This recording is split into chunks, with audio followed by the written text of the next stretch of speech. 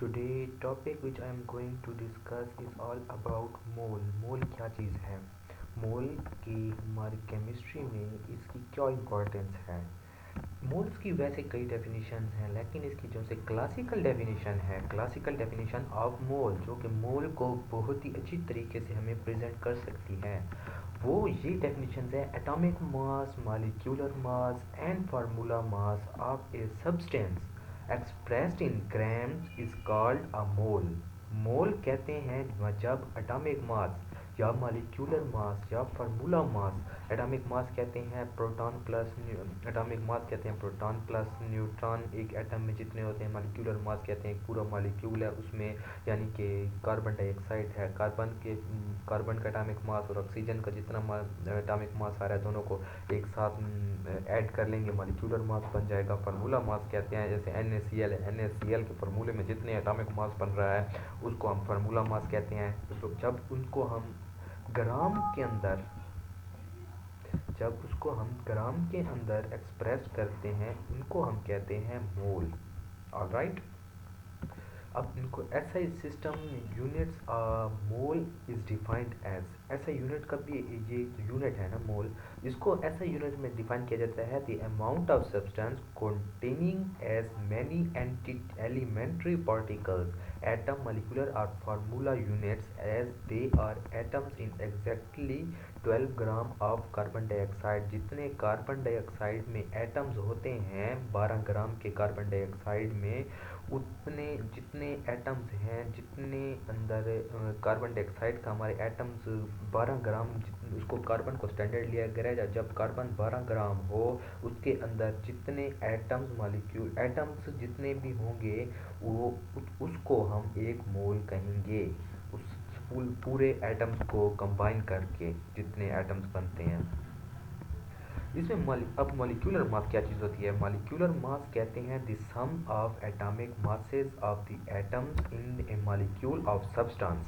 For example, कितने atoms होते हैं जो कि मिल के हमें molecules, atomic mass of all the atoms in a molecule, एक मॉलिक्यूल के अंदर कितने एटम्स होते हैं। फॉर एग्जांपल वाटर है, वाटर के अंदर हाइड्रोजन के 2 एटम्स आ रहे हैं, ऑक्सीजन का एक आ रहा है।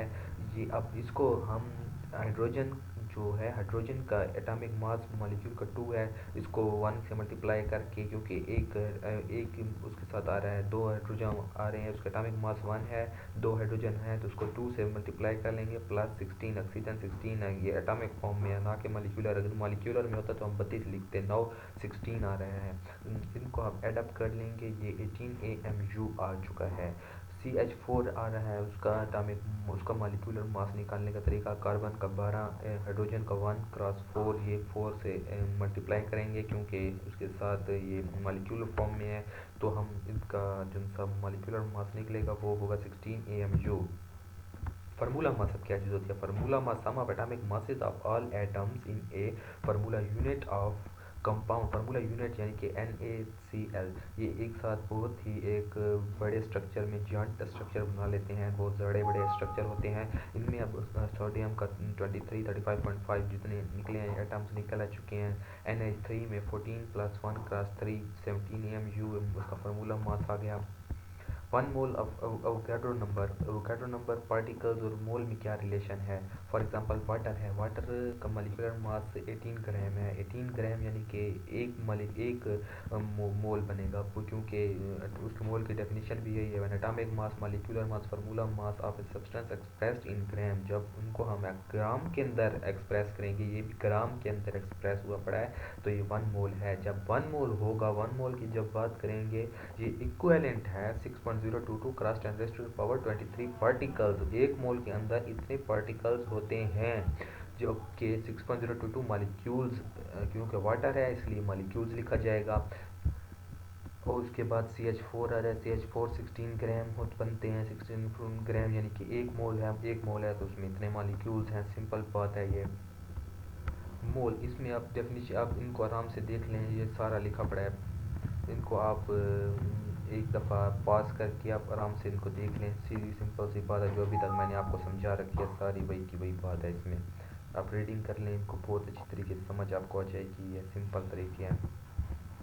नंबर ऑफ मोल्स, अब ये आपके पास एक फार्मूला आ रहा है मोल का कैसे फाइंड करते हैं। Number of moles of substance from a given mass can be easily calculated by applying the formula following formula. Number of moles बनते हैं given mass of substance divided by atomic और formula mass of substance, यानी कि हमें किस चीज़ का मास दिया पड़ा होगा उसके नीचे हम एटॉमिक मास जिस चीज़ का दिया गया जिस चीज़ का फाइंड करना है उनका लिख लेंगे। फॉर एग्जांपल आपको एग्जांपल से समझे, calculate the number of moles in 9 gram of water. 9 gram of water के अंदर कितने मोल्स होते हैं। अमाउंट ऑफ वाटर हमें दिया गया है 9 ग्राम, फार्मूला मास ऑफ वाटर है 18 ग्राम। अब उसको फार्मूले के अंदर पुट करते हैं, हमें जो चीज़ दी गई है मोल्स इन 9 ग्राम, हमें जो गिवन मास दिया गया है वो है 9 ग्राम। एटॉमिक मास और मॉलिक्यूलर मास कितना बन रहा है वाटर का बनता है 18 ग्राम पर मोल, यानी कि एक मोल के अंदर 18 ग्राम, ये उसको 9 के नीचे 18 डिवाइड कर देंगे, 0.5 मोल हमारा आंसर आ जाएगा। Similarly mass of substance can be calculated by following formula. In formula से भी हम मास हम फाइंड कर, नंबर ऑफ सब्सटेंस इनको हमने थोड़ा अरेंज कर लिया, जो भी फार्मूला हमने किया था वो ऊपर चला गया, मोर और ये मल्टीप्लाई आपस में हो जाएंगे। और ये अगर इसके बाद में एग्जांपल दी गई है what is the mass of 2 moles of carbon dioxide, क्योंकि हम जब मोल का हमारे पास प्रॉब्लम्स आती हैं mole to mass, mass to mass, mass to mole, ये 4 तरीके हैं। इन 4 तरीक़ों से हम इसको अटेम्प्ट इसके क्वेश्चंस को अपनी अटेम्प्ट कर सकते हैं। इसमें दिया गया मोल्स ऑफ कार्बन डाइऑक्साइड 2 मोल है, formula mass of carbon dioxide दिया गया है 44 ग्राम दिया गया है। मास ऑफ कार्बन डाइऑक्साइड जो दिया गया 2 मोल्स, उनको मल्टीप्लाई कर लेंगे, मास ऑफ कार्बन डाइऑक्साइड हमारे पास आ जाएगा। वोगैड्रो नंबर की डेफिनेशन है, Avogadro number of atoms in a 12 gram sample of carbon 12 is called Avogadro number.